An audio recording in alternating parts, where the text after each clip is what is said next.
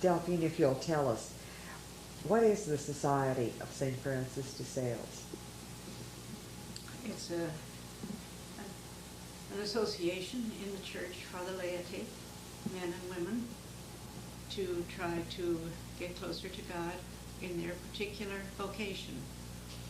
And it was founded by St. Francis de Sales? No, it was founded only in 1872 by a French diocesan priest who had read lots of the writings of St. Francis de Sales when he was in the seminary, and he resolved to do something about it when he was out in the world working.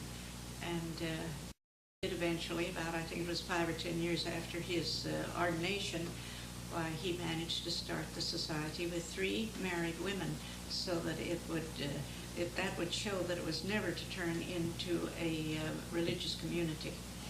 Well, what did he want to achieve with the society, and what were his aims? Well, really, he was following exactly the ideal of St. Francis de Sales, that everybody in the world is called to holiness, and St. Francis had written the book, The Introduction to the Devout Life, for people in the world, and he wanted to make this a living, active thing for all as many people as possible. Women and men, or just women? Well, he started it just for women, and then a few years later, he began the Society of St. Francis de Sales for diocesan priests. Again, they were never to be religious. And a few years after that, he started the Society of St. Francis de Sales for men. And now that, I don't know whether that is even still existing, the one for men, but we have now permission, official permission, I understand recently, to receive men into our society, which has always been called the Daughters of St. Francis de Sales. And in Washington, D.C., there is quite a large group. They call themselves the fraternity, but they are part of us. And we have individual men in different places throughout the United States who belong to it. Well, what are their duties? What are the duties of a member of this organization? Well, we have love God is the primary one, and love your neighbor. And we have certain spiritual exercises, and there's a very, very in-depth spiritual formation, which we go through, readings and meditations, which follow a certain cycle. And then the formation is that it goes on for the whole time of our lives, because the various exercises are renewed, and very frequently new ones are added. When I say exercise, I mean that a little booklet is given us with meditations for most of the days of the month or every day of the month, and suggested reading, so that we can get that particular virtue in depth and try to make it a part of our lives. Well, the formation, could you tell me a little more about what someone would do, what kind of time they'd be taking in, and what it means to go through this formation period, how long it takes, and what you have to do? Well, there's 3 months of aspirantship where you're getting to know what it's all about, and there is some material given you for that, some meditations, and you're particularly meant to read and look into the Introduction to the Devout Life. And then if you still are at the end of 3 months, then you have 2 years of formation, during which you do what we call a probation, which is this certain special study of one special virtue or attitude of our Lord's. And you have that, and then you have a free month to practice it and make it part of yourself. And this goes on for a period of 2 years. 2 years. And at the end of the 2nd year, then if you feel that this is really, because it really requires a call from God. It's not just an organization, association that anyone joins. They can join it, but they soon realize that it's not the place for them. And so at the end of 2 years, if you've decided you want to go on, then you make an offering of yourself to God, which is really a very serious commitment, but which is not binding under any pain of sin. It's not like a vow, not like a religious vow. You make your act of consecration to God, giving yourself to Him according to the Spirit and the constitutions of the society. Well, specifically, when you give yourself to God, to Jesus Christ, in the spirit of the Society of St. Francis de Sales, what does this mean in your ordinary life? Well, you do what you do better. Do what you do and do it well with St. Francis de Sales. And it helps you really, because if you were trying to love God more and seeking Him, He lets Himself be found. And St. Francis de Sales wrote in the Treatise on the Love of God, seek and find God in every event and circumstance. And that is what we are really doing. We have certain spiritual exercises. We make a daily meditation. All these things we go to Mass and Holy Communion every day. We say our rosary every day. We do spiritual reading every day. And then all the other things that touch the spirit. But those are the actual time-consuming things, and a meeting once a month. But all of that you have to add, insofar as this is possible, according to the duties of your state in life. There are many women who join and their husband doesn't want them to leave on a Saturday morning or a night for a meeting, and or they have children that they have to look after. There are many people who have jobs which keep them busy and away from any meetings of the society. So then you make up for it as well as you can at home, and you do what you can. So you're saying the duties in your station of life, and in effect, that the Lord puts you there, and that's where He wants you. So that's where He wants you, and you find Him there. That is His will. And even if you get there by mistake, you may have chosen it by mistake, and it wasn't His will at all. I'm sure lots of people find themselves in the married state that way. They fall in love and they get married without thinking about the future. But if you're there, if that's what you have taken on, well, then you try to live it perfectly for love. What about in this probation period? Do you just read the books, or do you go it alone, or how do you know if you're on the right track? Well, you can tell if the thoughts appeal to you, and if they seem to help you. And if you don't get anything out of them, well, that's a pretty good sign that it's not for you. But generally, you find a great deal. And in fact, I've had many people I know who came into the society and did part of the formation and then decided that they did not want to continue, but they were always grateful for what they had received while they were in. The meditations on the certain subjects, humility, spiritual energy, the Salesian spirituality, the Holy Spirit under our special title for Him, the Spirit of Jesus, and poverty, chastity, obedience, conformity to the will of God. There are many things like that, many subjects, I should say, that you study thoroughly for a month. And so someone told me that you once, how long have you been in the society? I should ask you again. Well, I became an aspirant on the 2nd of December, 1931. Oh, that's sick. And then I made my consecration on August the 25th, 1934. Incredible. And then how did you happen to encounter the society? Well, it was my first spiritual director, who was a Swiss priest in New York, and he belonged to a small French community called the Missionaries of St. Francis de Sales. And he was over here trying to make a foundation of his society.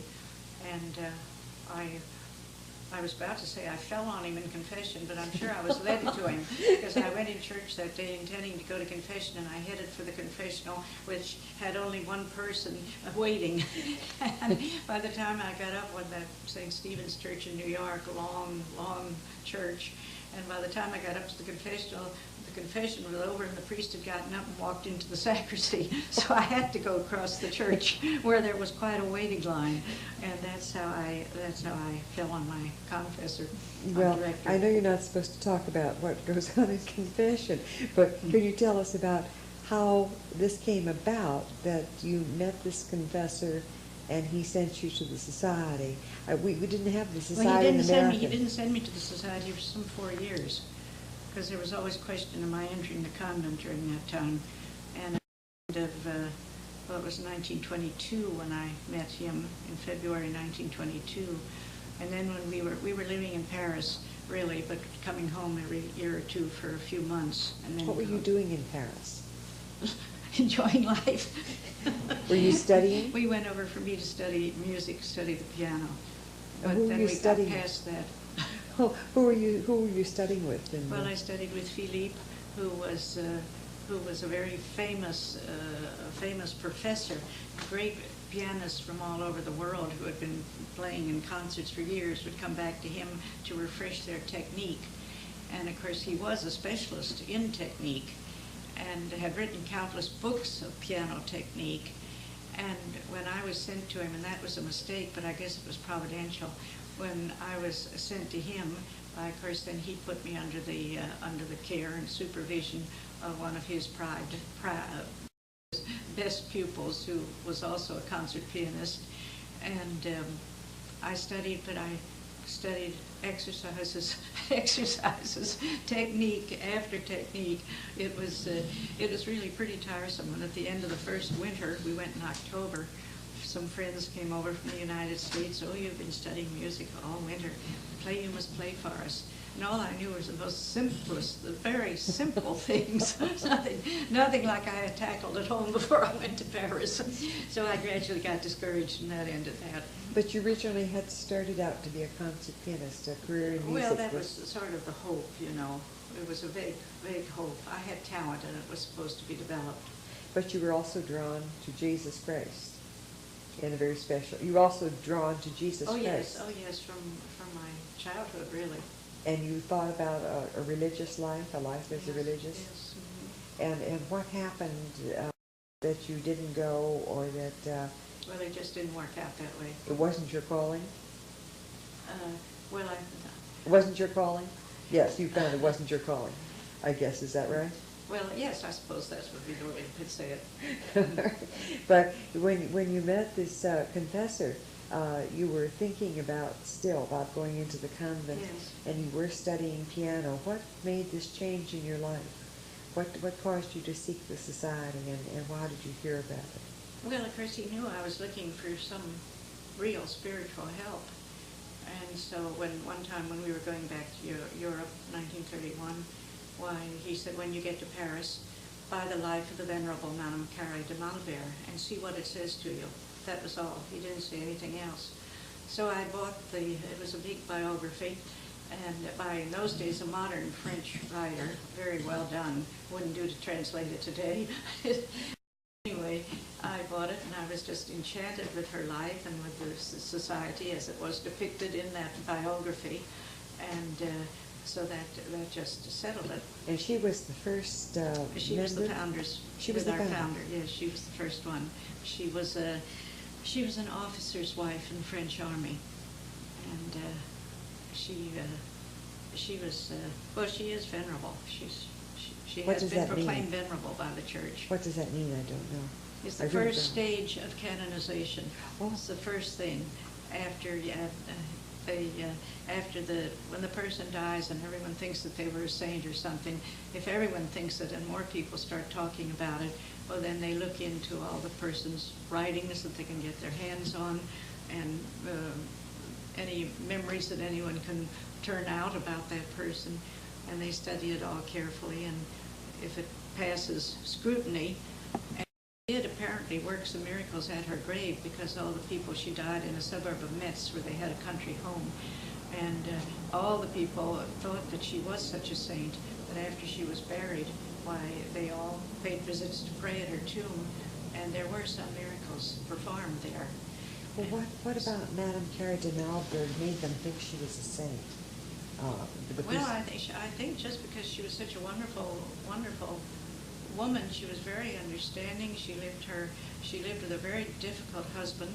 I think he was always true to her, but he had a very difficult personality. She was always sweet, always understanding. Play for him when he wanted her to play the piano, take long walks with him when he wanted to walk, entertain as the officers' wives did in those days.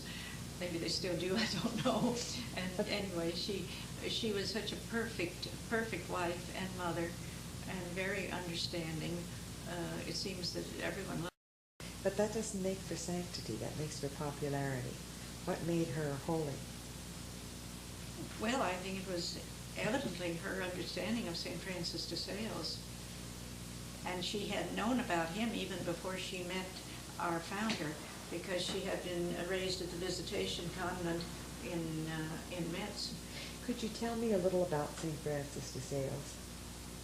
About St. Francis de Sales? Well, that would be a book in itself. Well, he lived several hundred years before Madame Claire de Yes, Melbourne. yes. He What was born year? in 1567, and he lived till 1620, I think it was, around 1616, something like that.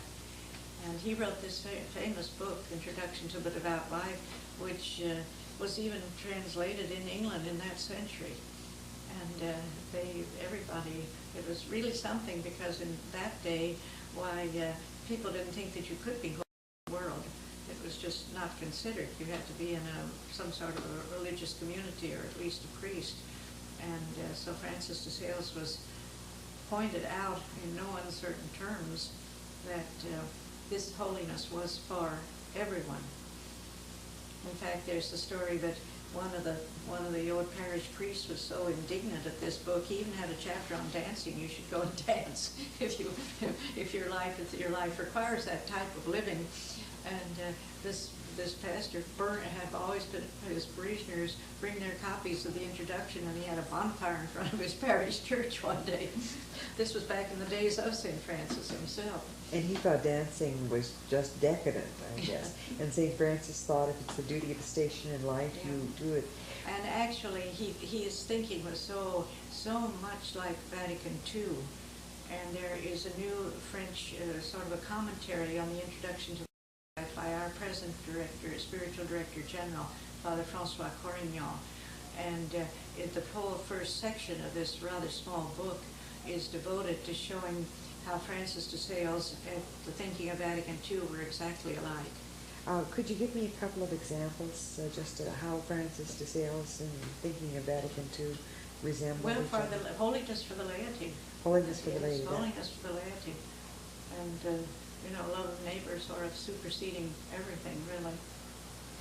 Well, when St. Francis founded, when he wrote the treatise on the love of God and the introduction to the devout life, these were popular in his own age, and then were passed down to the classics you mentioned. Yes, really. Well, I think the introduction to the devout life was always sold pretty well.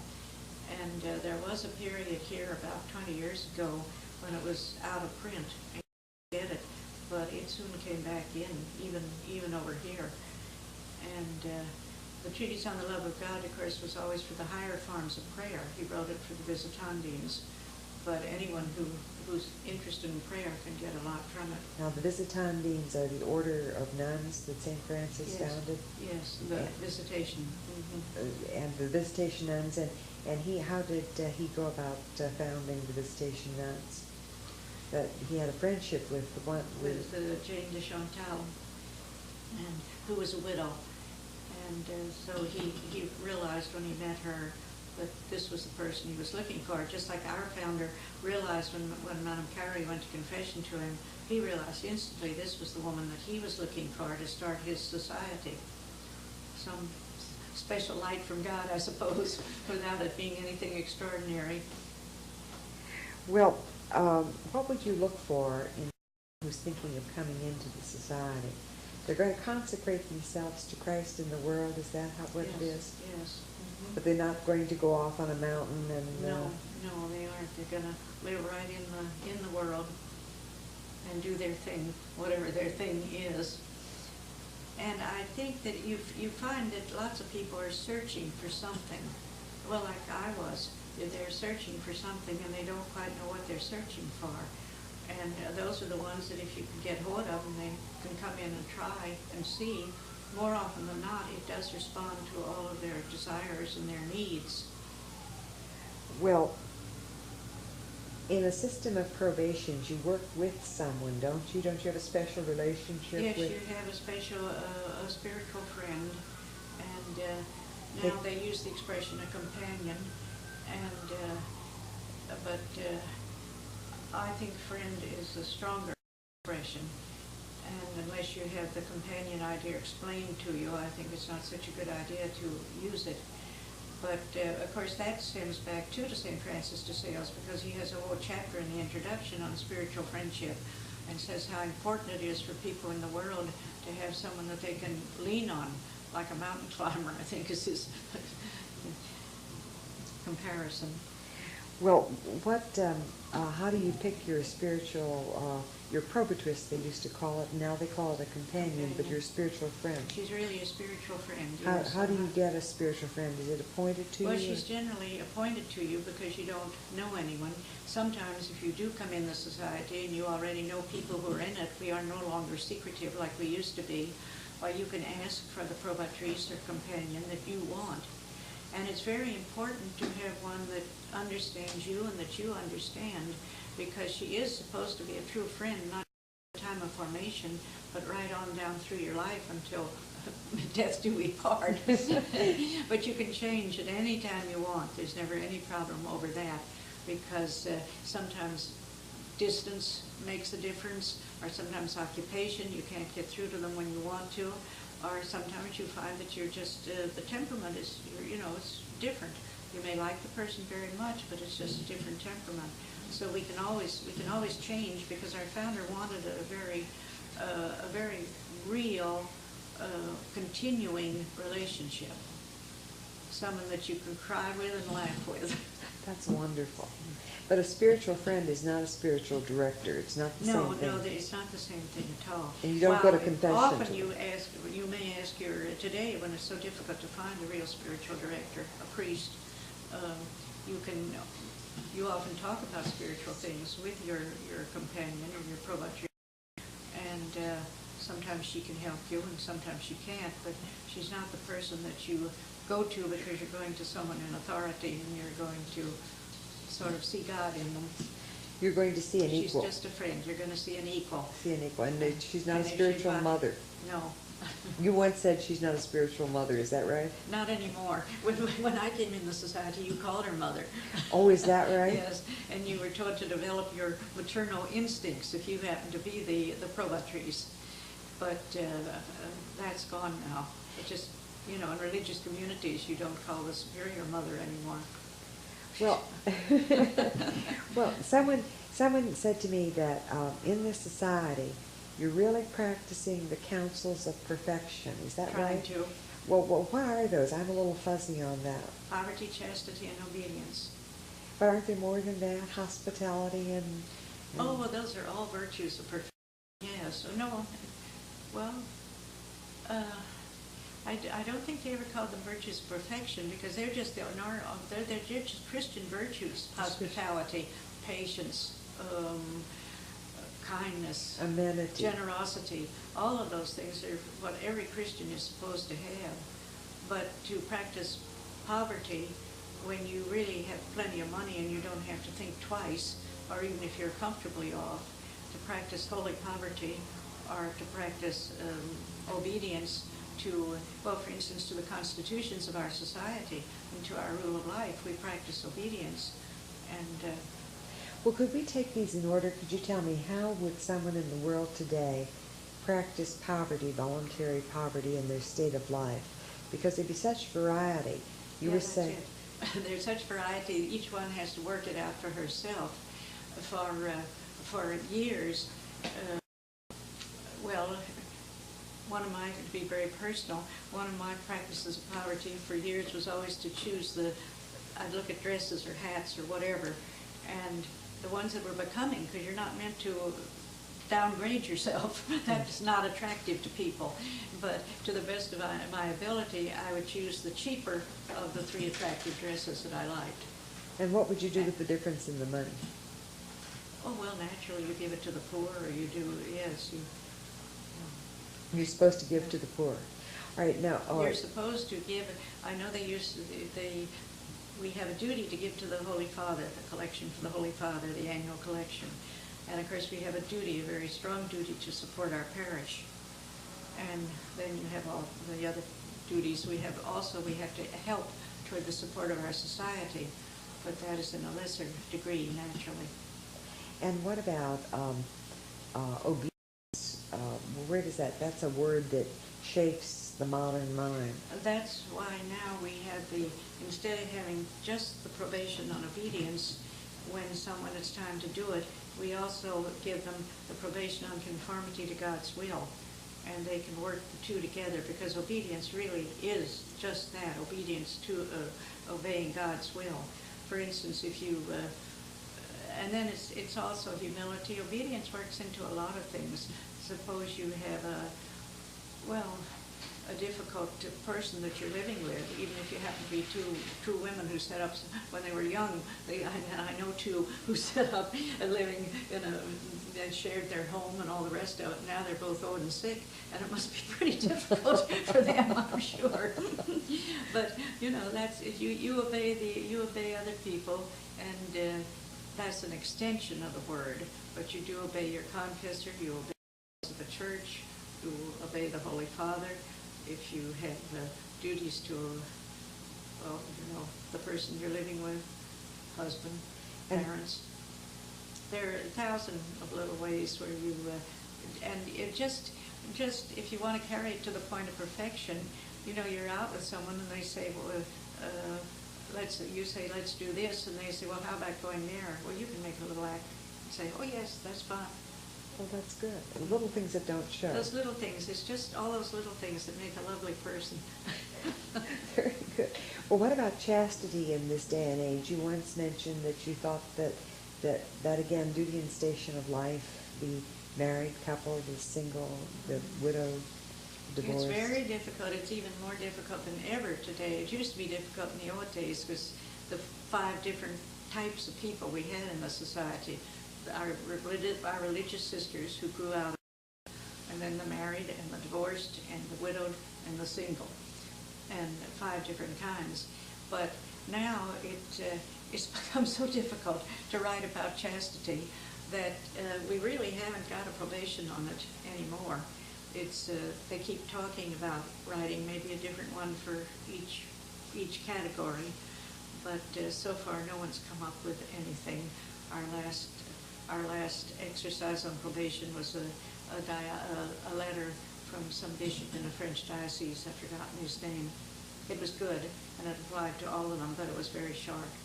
Well, these probations, you were saying that they're the same form that everyone follows, and someone told me that some religious orders, religious sisters and brothers, use these probations in their own spiritual formation. Is that true? They're not supposed to use ours. We have we never give them out. And the reason we don't give them out is not just because we want to be mean, but people can start something and not carry it through, and then they get a very poor idea, you see, of what it's all about.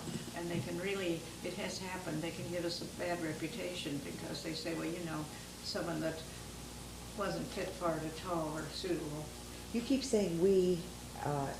Who's we? Well, the society or the people in France? Well, of course, the people that our general council.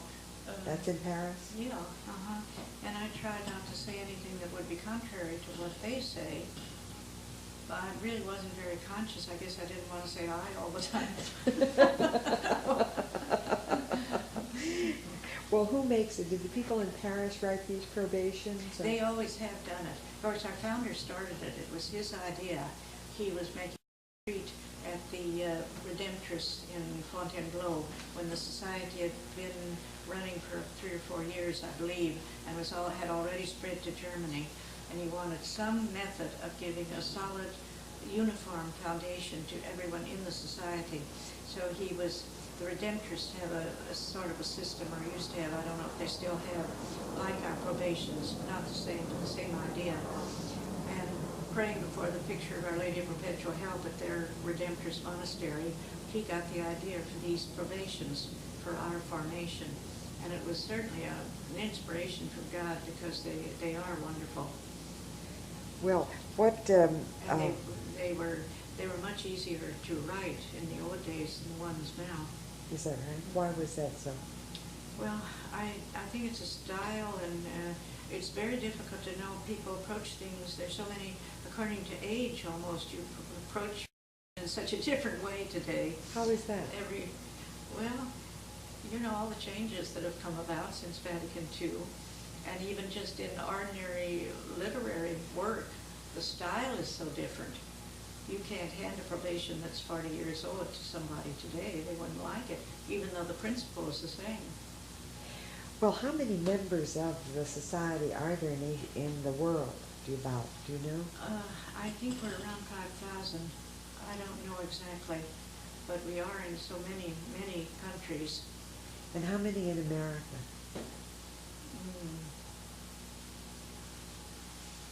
I don't remember really. I think it's over 400 now, I think. And how many in St. Louis? We're 94, 95. And how did they get to St. Louis? How did you bring them here? Well, I guess because it was my home. Well, tell that. It's a good story. It's a good story. I can't even remember it. Well, when I realized that there were lots of women in the United States who would want the same thing that I had found, but it was difficult because we weren't allowed to talk about it. It was all very secret. If we thought someone was someone had a vocation for the society, we had to send in an application and get her accepted before we could even talk to her about it. You didn't tell us how they accepted you. How did they accept you in Paris? How did you find them? Oh, well, when my director told me when we got back to Paris that year, to buy the biography of Yes. Venerable Madame Carré. So I bought it in a shop. It was very good, but then I didn't know they were so secret. I didn't know what their address was, and it wasn't in the book. So I went to some religious community and the station and asked the priest if he knew the address. And he said yes, he did. Well, he went in the rectory and found the address for me. Came back and gave it to me. So they had one of the old historic monuments. They lived in a beautiful old house, they being the headquarters of our society in the Saint-Germain quarter, which was very chic in the days in the last century. So anyway, it was like all those houses, huge wooden door that they would pull open for the carriage to drive into the courtyard, but then there was a little entrance in it where you walked in. So, and then the concierge's loge next to the door to give you any information you wanted, as all French apartments had. So I stood and knocked at the door knocker, and decided I wanted to run. I was terrified. I just wanted to turn tail and run, but I stayed, and I went in. This sweet-looking old lady at the concierge's window. What did I want? And I knew right away she must be a Salesian because she looked so sweet. And so I told her that I wanted some information about the society. She looked, she was really startled then, a stranger with a foreign accent coming and asking a question like that. So she told me to sit down, and she got someone for me who gave me the information, and of course got my spiritual director's address. And in those days you could get mail almost as fast then as you could now with the air, the way You the mean slow. from the United States? Mm-hmm. From the United States? Yeah, he was over here. And they had to go by So ship, yeah? I think it took about 3 or 4 weeks. And Did you need his permission to do this? I mean, did she need his permission? The woman in the society needed your confessors? Well, she interviewed me while she was waiting for his answer to come. I went over a couple of times to see her, and she talked to me and interviewed me and found out where I'd been raised and all the rest of it. Well, what about it appealed to you? Was it the idea of... Well, when I read that life of Madame Carré, I mean, everything in it seemed so wonderful, that what she was living and what she said and what she, not so much what she did because it was just an ordinary life, but how she did it. All of that appealed to me. I thought, well, and the society, what it said about the society with its deep inner formation and its strong family spirit, it was just what I was looking for without knowing what I was looking for. It answered all my needs instantly. So they accepted you, and how did you were between 2 countries, how did you do your probation? Well, they accepted me, and 3 days later, while we were leaving for Ceylon, in those days Ceylon, and so they gave me all my material, and I had to write to my provatrice every 2 weeks. And she answered. And then we got back to Paris in July. And you, where did you make your consecration? Here? Here in St. Louis, yes, here in St. No, not in St. Louis, in New York. In New York? In New York, yes, we were there at that particular moment. And I chose the Feast of St. Louis, the 25th of August, because I wanted him, I was alone in the United States. I wanted him to bring the society here to St. Louis. So I chose his feast day so he'd take an interest in it. And then you happened to come back to St. Louis after that time, or were you planning on coming back anyway? Oh, we were planning on coming back, you know. Mm-hmm. And you came back. Someone told me that you told me, I think, about how you got your first member. Oh yes, that was really quite interesting because there was one, Leonore Aid, she lived in this apartment, and the one where we are now? Yeah, oh. Not in this, no, not this one, but on in this building. And she was 12 years older than I, but she was so attractive and so devout, but so beautifully devout, and everyone loved her. She was very popular, and I worshipped her from afar. So she knew French, so I managed to get permission to talk to her about the society, and she was acceptable. But then when she found out she was going to have to write to her probatrice in French, why, I wasn't a probatrice yet. By that end of that, she said she couldn't possibly write in French. But she did come in later and was the first directress after me. But anyway, so then I didn't know what to do, and I prayed, and there wasn't much I could do. I finally, an 18-year-old Austrian came over just before the war to spend 2 years with her mother. She had been living in Austria with her grandparents because she was born just a few months after her father died. And her mother was so upset by this that she left the baby with her parents and came over to the United States to start a new life and for herself, and she'd go home occasionally. And it was always said that Gretel would come over here when she was 18 and spend 2 years with her mother and then decide whether she wanted to stay here like her mother did or go back to Austria.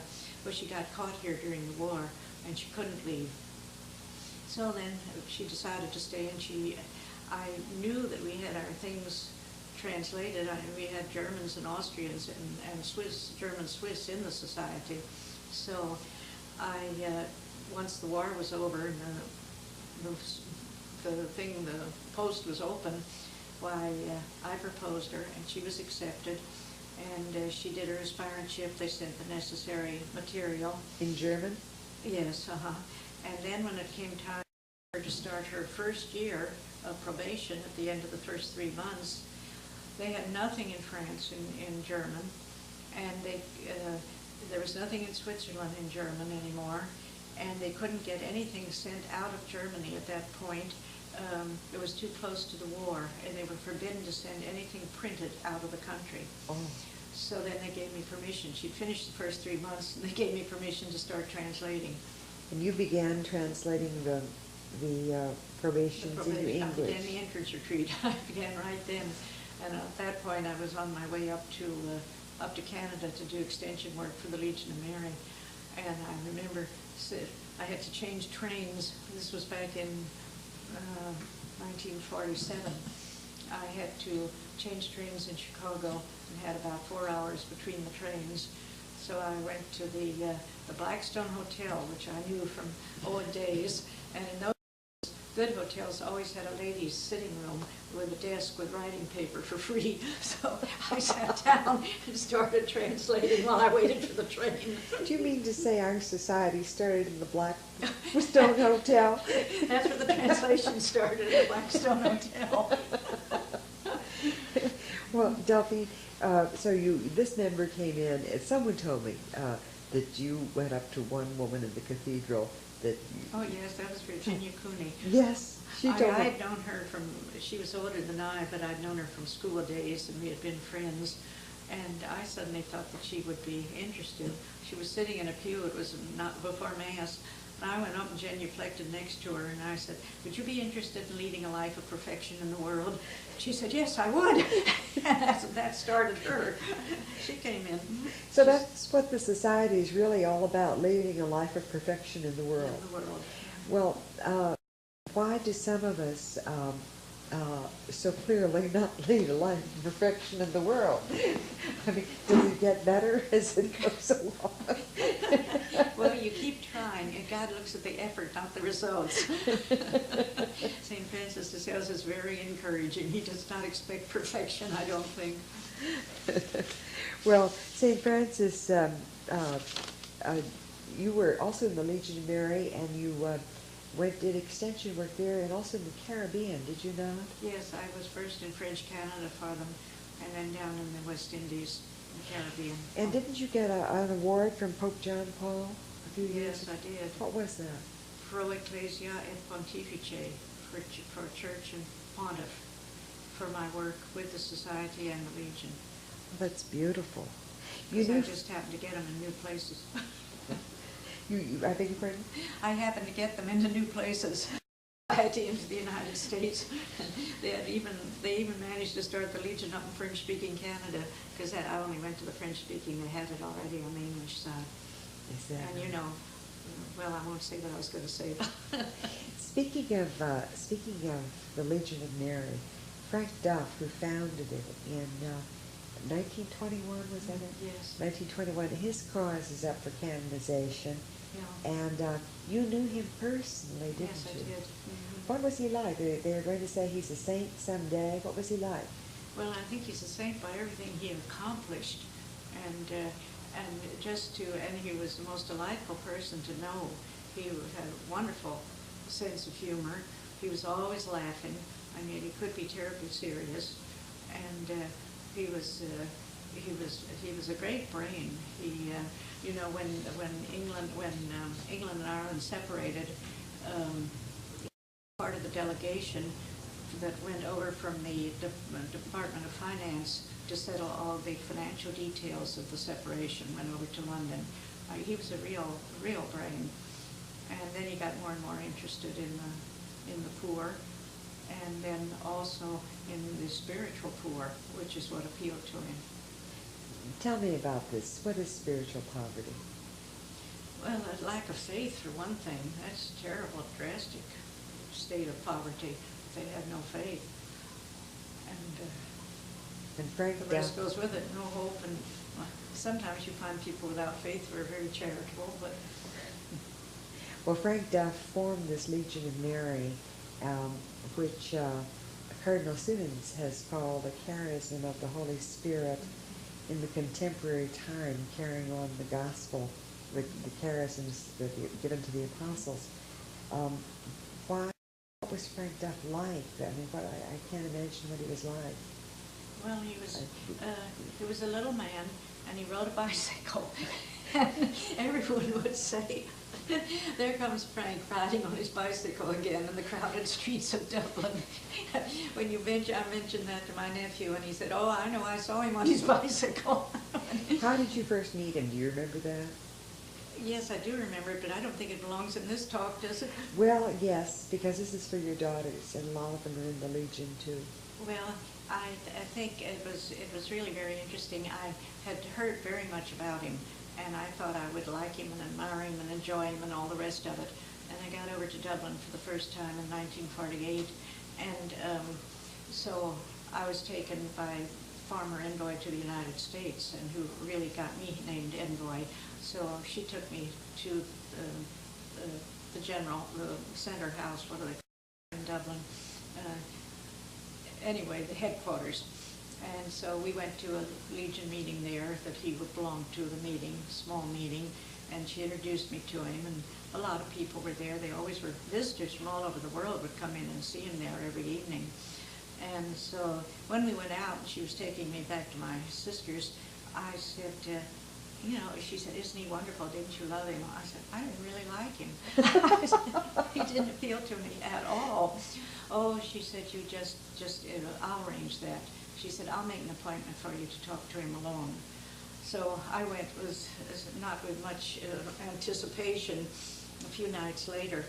And after the meeting and after all the people, the foreigners had left the house, well, he took me into his private office. And I don't remember how the conversation started, but he began talking about Our Lady.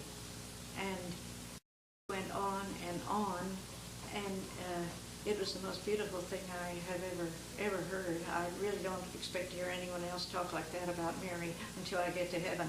I could have listened to him all night long. I think I was there until 10:30 or so, got home about 11. But it was just unbelievable, and I saw him in a totally different way than before. And then the last time I had a private visit with him, well, I went off and, on day tours and Legion Congresses and so on. But then when I had finished the work in the West Indies, why, I thought I was finished. And he sent for me to come again. So I went for a private visit, and he got out a map of Africa and put it on the wall. And he wanted me to go from beginning in Egypt and going to all the countries on the north and the west coast of Africa, all the way down to South Africa. And to hear him talk about that, well, he wrote the most wonderful, beautiful prayer for the conversion of the world, and it was just like that whole talk. So anyway, I said, all right. You were going to go to Africa? I was going to go to Africa, and then I came home, and then I ended up with surgery, and then I took a long time convalescing, and then there was a family problem, and so by that time they had named someone else. I never knew that. That's fascinating. If you had one wish for your daughters as they go on, what would you tell them to do to be good followers of the Society of St. Francis de Sales? Well, to be faithful to our spirit as we see it in our rule of life and in our constitutions, because that's the thing where you're very apt to fail when you have been in for a long time. It takes an effort to reread that rule of life, even though it's short. And it takes a real effort, and you have to kind of think of different ways of reading it and different ways of applying it, or you just bog down and you find an excuse not to do it. And yet, if you don't do that, our founder knew what he was doing, and it was he who said that we should read it every month. And I can know from myself, I let it slip for quite a while. And then when you really go back and take it more seriously, you can realize why you should get into it every month. I think I would recommend that. And what else would they do? Well, of course, keeping in touch too with whenever possible with the group, because it is a family and should be a family, and making friends in the society. And what else? Even friends particularly friends that you perhaps wouldn't outside of the society, because your life just isn't geared that way, in that direction. But you gain so much by those different friendships. If you had one wish for your daughters, what would that wish be? Holiness, according to God's will, because I think He has a different idea of holiness for each one of us, and it isn't always what our idea for ourselves is. Well, that's interesting. You mean to say God can make you holy and you might not even know about it? Yeah, yes, I think so. And finally one thing, how does someone know that God is calling them to the society? How would they know about it? Someone has to almost take them in, don't they? You have to have, I think you either have to be searching for something, although I know we have taken some who are not searching, but when it was proposed to them and they heard about it, they liked the idea, and so then they came in. And but if an individual person would hear about the society, how would she feel it in her heart? Would she feel it in her head? How would she know that God was calling her? She might just be curious. I think there's many different reactions when she hears about the society as there are people. It could be just curiosity. What is this? Maybe this is what I need. Or just, what is this? I want to take a look at it inside. Are you ever sorry you became involved with the society? Oh, no, I'm so grateful. And I share you with the older you get, the more grateful you are, because it keeps on giving you something. You don't stop growing spiritually. You keep on receiving and hopefully reproducing in your own life. That's beautiful, Delphine. Thank you for sharing your time with me. I think I got all messed up on this.